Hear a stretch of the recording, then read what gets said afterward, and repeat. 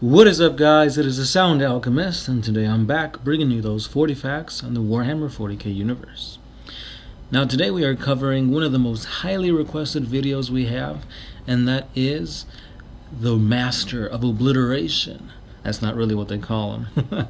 But anyway, this video is all about Lufgt Huron. I believe that's how you pronounce it. This guy is pretty badass. He was a good guy. He was an Imperial Space Marine that was loyal to the Imperium, and then the Badab War happened, and then he became Chaos. So a bunch of stuff happening with him in that aspect. So without further ado, this first part will deal with his history before he becomes tainted by the powers of Chaos. So here are 40 facts on Lufgt Huron. Most of the Imperial records pertaining to the Astral Claws have been lost or purged, following the Edict of Obliteration that was issued by the Inquisition, following the conclusion of the Badab War. There is evidence that Lufgt Huron first came to prominence with his chapter as a scout novitiate during the later stages of the Ribos Crusade. His first display of valor was during the campaign to conquer the outcast Elder Exodite world of Lufgt, where he fought through a psychic assault that killed an Eldar warlock with his bare hands, saving his squad. He was later then reassigned to his chapter's Devastator's Reserve upon becoming a full initiate of the Astral Claws. He soon proved that he was a natural leader and very insightful, especially in all of his numerous battles. Over time, he proved to be an unusually skilled master of the tactical application of firepower. His rise was meteoric from this point on, as he ascended first to the chapter's 3rd Battle Company, and then he joined the veterans of the Astral Claws Elite 1st Company, where his superlative combat skills saw him raised to command another Space Marine veteran with far more practical experience than he. Huron excelled as a warrior and a leader, and he was soon named captain of the 3rd Battle Company. In this role, he displayed his true strategic powers, and he unleashed innovative tactics that saw his battle brothers defeat many forces, several times their own size and power. But within the ranks of the Astral Claws, there were those who saw Huron's rapid succession as a fanatical devotion to those that served him a threat, for they feared that the growing loyalty to Huron was greater than that of their own fellow battle brothers' love for either their chapter or the Emperor. Many years later, the High Lords of Terra pronounced an Edict Imperialis in response to dire predicaments, ordering several Space Marine chapters to permanently base themselves in the Maelstrom Zone in order to protect the Imperium's interest and to pacify this region. So in recognition of their past glories, the Astral Claws chapter was given the high honor of the senior role in commanding this newly formed Maelstrom Wardens. Once this force was put in place, the Astral Claws chapter took over an orbital battle station that was strategically placed in the vital Badab system, which then became their fortress monastery and base of operations. Soon, the wealth of the Maelstrom Zone once again began to flow directly into the Imperium. However, disaster soon struck, as a series of orc raids originating within the Maelstrom struck deep into the Badab sector. The Astral Claws' chapter master, Lufgt Blake, went against his own doctrine to never enter the Great Warp Rift, and he pursued the orcs back into the Maelstrom itself. Having led the Astral Claws for the last 2 centuries, he fell in single combat with the orc war boss, Vorg Manburna, a defeat which forced the Astral Claws to retreat. With their leader now dead, Captain Lufgt Huron was appointed as the Astral Claws' new chapter master by popular acclaim. He became the youngest warrior in the chapter's history to attain this rank.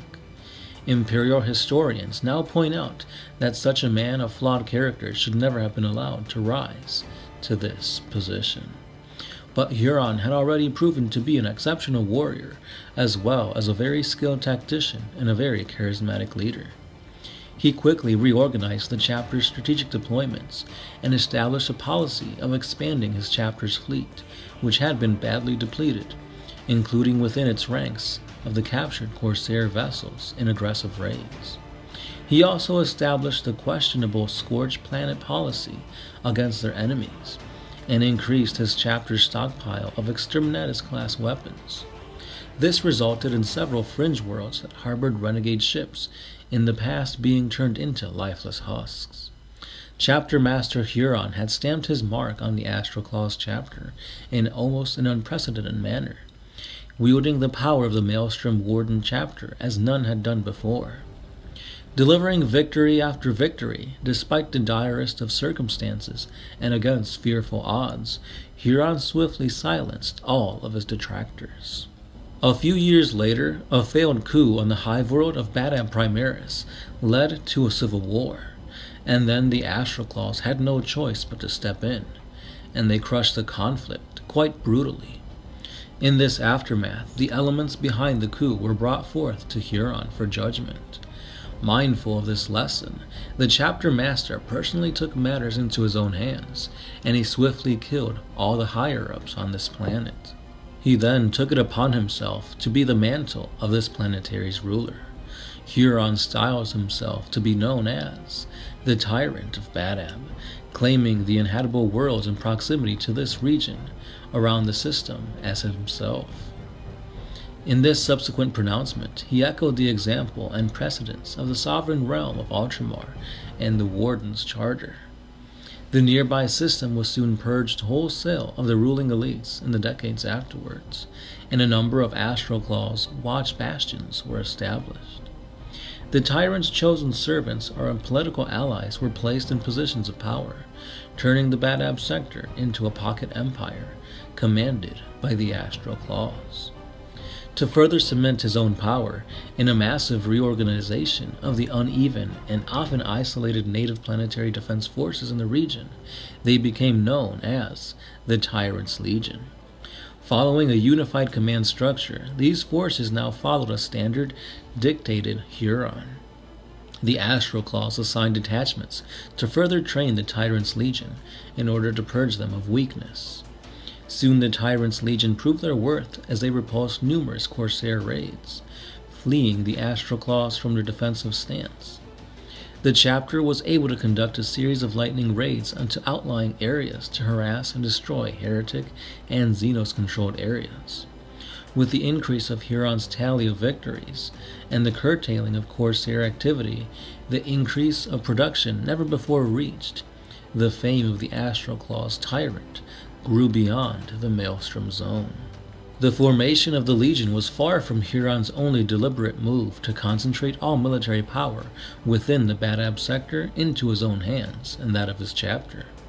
All through a system of patronage, charisma, might, and political skill, he also used the noble houses and the commercial interests of those worlds he protected under his direct control, and even suborned the local officers of the Maelstrom Fleet Squadron under his personal authority. Spurred by this success, Huron had his servants deliver a formal and lengthy petition to Terra, making a detailed case for completely subduing the Maelstrom and the surrounding area, which would greatly benefit the Imperium in long term. In order to achieve this, Huron advocated the deployment of several more Space Marine chapters into the Warden's ranks, suggesting that even a new founding might be even warranted to meet this new plan of his. Unfortunately, Huron's petition was dismissed without a full hearing on the grounds that these requirements were better met elsewhere. This, alongside a few more other tasks, made Huron such a threat to the Empire that a Badab War began. Now, if you guys want more information on the Badab War, we do have I believe it's a 7-part series going on, so check that out. I will link it at the end of this video, because that Badab War is what eventually makes Huron go over to chaos. Now, the Badab War playlist is not 100% done. I'd say it's maybe about 80-90% done with a few more videos left. So I'll get I'll get Gershwin to hopefully finish that soon, because he's been slacking. But anyway, guys, this will do it for part 1 on Lufgt Huron, the Tyrant of Badab. Now, it's very interesting how this one Space Marine rose to power all thanks to his charisma, his freaking tactics, and overall, this guy knew how to play people. He was like, I'm very well liked, I'm really smart, and I know what to do, and he did everything possible to get it done. Eventually he had all this power go to his head, and that's not good, especially when you're a Space Marine. So with that being said, guys, let me know, what do you guys think about the Tyrant of Badab, Lufgt Huron? In my opinion, he's got a really awesome sculpt. I'm thinking about maybe getting this sculpt and kind of changing it a little bit of conversion work here and there to make it work for my Celestial Sons, because he's got that awesome lightning claw and that flamer thing, and it just looks badass. Now, stay tuned, because tomorrow we will be doing a 40 facts covering Huron Blackheart.